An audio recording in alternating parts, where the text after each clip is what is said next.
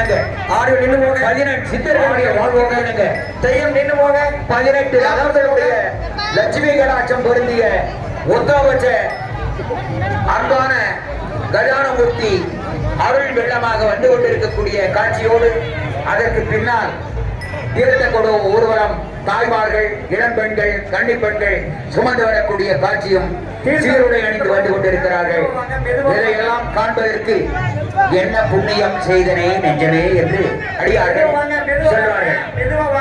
அந்த புண்ணியத்தின் பயனாக வந்து கொண்டிருக்கக்கூடிய தேர்தல்கள் எல்லாம் நாளைய மறுதினம் குடமுழுக்கு முடிந்தவுடன் ஆண்டிகைக்கும் மங்கள விநாயகர் மாகாளியம்மன் மற்றும்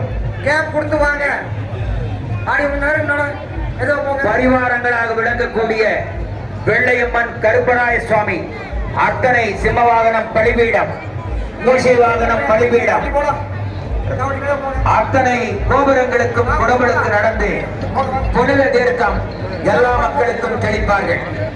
நம்ம மாகாளியம்மன் கோயில்ல இந்த தீர்த்த குட ஊர்வலம் சென்று அங்கே ஒரு அரை மணி நேரம் சொற்பொழிவு நிகழும்.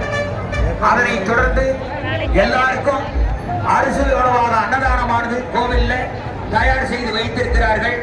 வரக்கூடிய எத்தனை பேர் வந்தாலும் இன்று இரவு அறுசுவை உணவு மாகாளியம்மன் கோவிலிலே ராமாட்சி வாரியத்தில் எழுத்தருடைய மங்கள விநாயகர் அருள்மிகு மாகாளியம்மன் கருப்பராய சுவாமி வெள்ளையம்மான் ஆலயத்தில் இரவு